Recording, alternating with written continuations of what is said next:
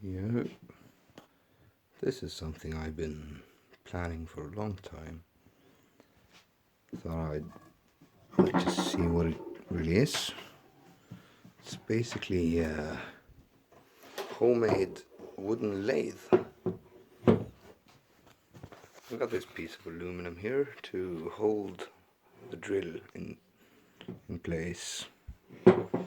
Just bolt that onto any surface. And on another part here, just some kind of holder, a wooden piece perhaps, with a screw in it. And the idea is something like this could be fastened on each side, and you spin it with a drill. Then you use something like this to work the piece into any shape you want in the restraints of a drill. An update on the Contrabass. I figured out the neck angle here, and well, I need to clean this part up obviously, but I just set a piece of tape here to make sure I remember exactly where it is. I'm gonna just carve off a little bit here, as you can see. It's not a lot, but I'll first just carve down to this bit and set it at that angle, and I'll see what it looks like then, so I don't overcut it. I don't want to be putting in extra pieces of wood to shim it out. So, oh, that's basically it.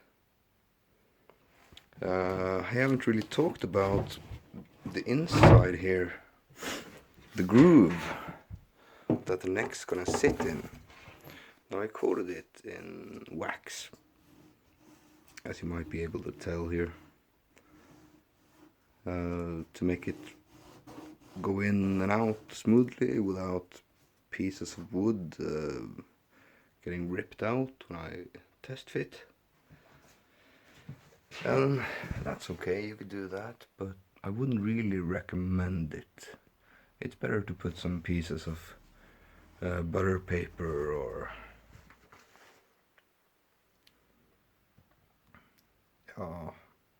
maybe even some pieces of tape in between there, or paper, whatever you want, just as long as the surfaces here don't get damaged, because of course they need to be really smooth for the surfaces to contact properly.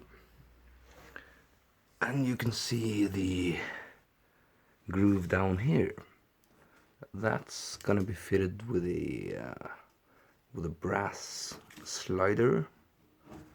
One is gonna be set in here permanently, and another is gonna be fed into the neck here.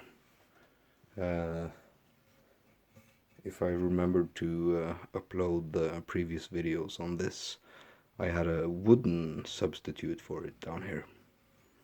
That's gonna be replaced. I already filed down the wooden one with a brass piece as well. That'll let me just do a pin here with a feather. No, not a feather, a spring. So when I slide in the base here, the neck, it'll just pop into place where it's supposed to be, exactly. And I could pull that pin out to get it out. And when I set it in, I can even screw it in to make the angle set more. If the angle's wrong and I need to adjust it, I can take it out, put a little shim in here, and that'll make the space between the two copper plates greater or smaller at one of the ends to make the angle adjustments like that. So yeah, it's not any thin plates. I'm thinking probably like this, a centimeter or two thick plates. I wouldn't normally want to do that because wood on wood gives the best transmission, but I found in some experiments that copper actually transfers sound pretty well as well. That's it for today.